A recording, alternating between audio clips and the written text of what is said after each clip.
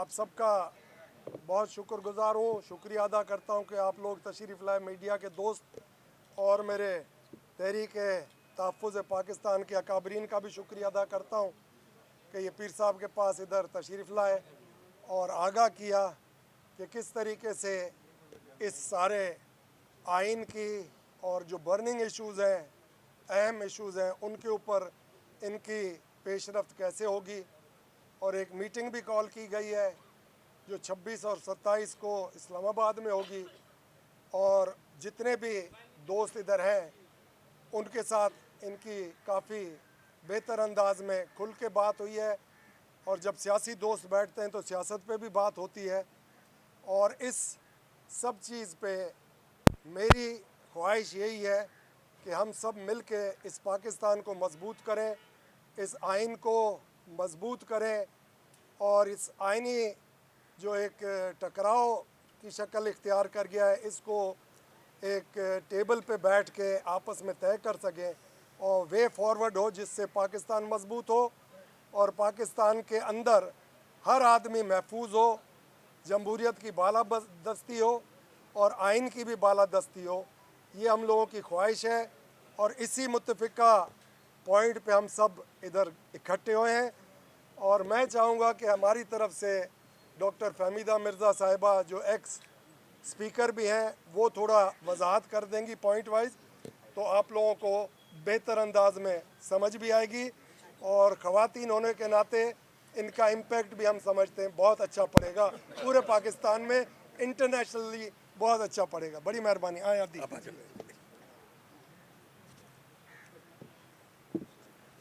बहुत शुक्रिया। सबसे पहले तो मैं आप सबको खुशामदीद कहती हूँ और पीटीआई के वफ़द जो अपने अलायंस के साथ आए हैं यहाँ पे उन सबको खुशामदीद कहती हूँ। हामिद रज़ा साहब हैं और बीएनपी के भी हैं,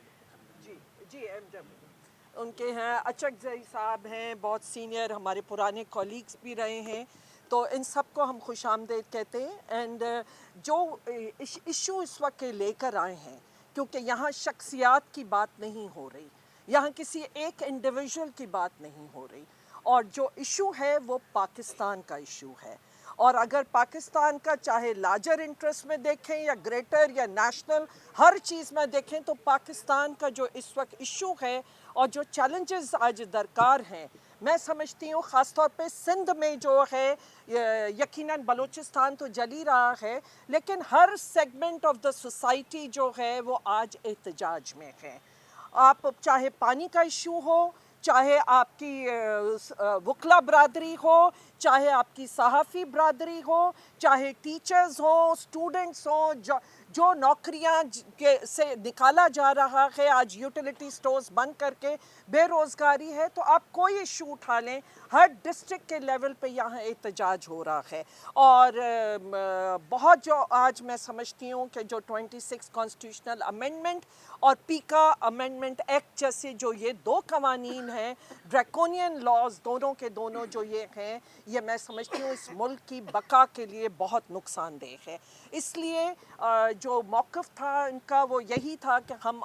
आइन के तहफ़्फ़ुज़ के लिए, पाकिस्तान की बका के लिए हम सबको मिल के, जितनी पार्टीज़ अपोजिशन में हैं, बल्कि मैं तो कहती हूँ कि सिविल सोसाइटी पूरी और जो अवाम है इस वक्त जिस तकलीफ़ से वो गुज़र रहे हैं, कि सबको उठना पड़ेगा और एक साथ हम सबको उस चीज़ के लिए जद्दोजहद करनी होगी, क्योंकि सिंध तो इस चीज़ से हिलावा है। हर दफ़ा जो है सिंध ने स्ट्रगल किया है जमहूरियत की बका के लिए, तो आज भी जो है कि हम समझते हैं कि ये बहुत बड़ा इशू है। अब देखिए कि पानी जैसा इशू, वो इशू जो कि ज़िंदगी और मौत का सवाल है, और न सिर्फ सिंध का है, बलूचिस्तान का भी है और उससे पूरे पाकिस्तान का है कि आप इस तरह कहाँ फ़ैसले होते हैं पानी के हवाले से, और ये फ़ैसला कर लिया जाता है जो सीसीआई में होना था। 90 दिन में सीसीआई को कॉल करना होता है। आज तक सीसीआई की मीटिंगें हमने नहीं सुनी कि हुई, और पानी का इशू जो वहाँ होना चाहिए था उसको वहाँ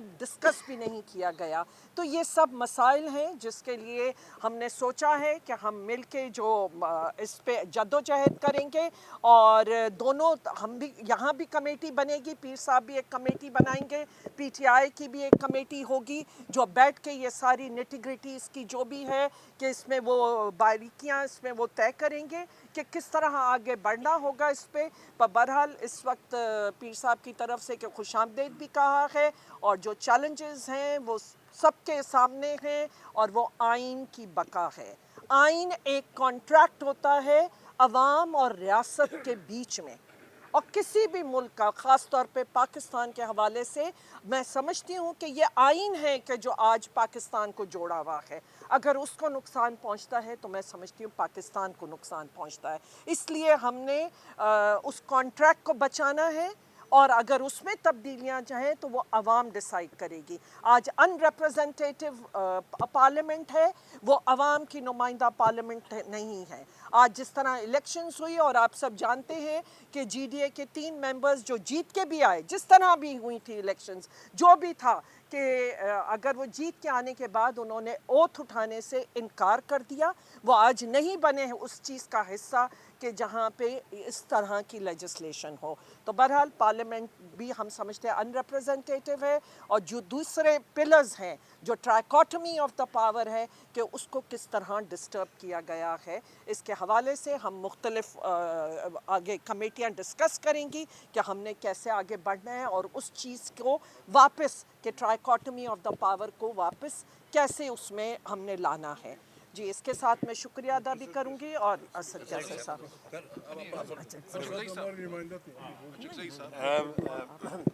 मैं समझता कि साईं यूनुसाई ने और आपा ने बड़ी वजाहत से आपको चीज़ें बयान कर दी। बुनियादी बात यही है कि जी हमारे तहरीक तहफ़्फ़ुज़ आईन पाकिस्तान के लोग चिकजी साहब की क़यादत में यहाँ तशरीफ़ लाए और हमारी बड़ी सैर हासिल गुफ्तगू हुई है। जो प्रिंसिपल पोजीशन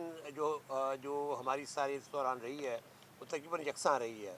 आइन के हवाले से हम बड़े क्लियर हैं, हम इस 26वीं तरमीम को नहीं मानते, बिकॉज हम ये समझते हैं कि ये जो पार्लियामेंट है ये रिप्रेजेंटेटिव नहीं है, ये नॉन रिप्रेजेंटेटिव पार्लियामेंट है। ये बोगस और रिग्ड इलेक्शंस के लिए के ज़रिए ये वजूद में आई। इसकी तरफ से की गई कोई भी कानून साजी, इनकी तरफ से की गई कोई भी ये जो ये बड़े बड़े फैसले ले रहे हैं, हम ये समझते हैं कि इनको ये मैंडेट हासिल ही नहीं है कि ये इस किस्म के फैसले कर सकें। चाहे वो 26वीं तरमीम हो, चाहे वो पीका अमेंडमेंट कि सहाफ़त का वर्चुअली कत्ल हुआ है पीका अमेंडमेंट के ज़रिए, 26वीं तरमीम के ज़रिए पूरी हमारी जुडिशरी को कत्ल करके रख दिया गया है। और हम आगे भी आने वाले दिनों में इन प्रिंसिपल हम लोग बहुत सी चीज़ों पे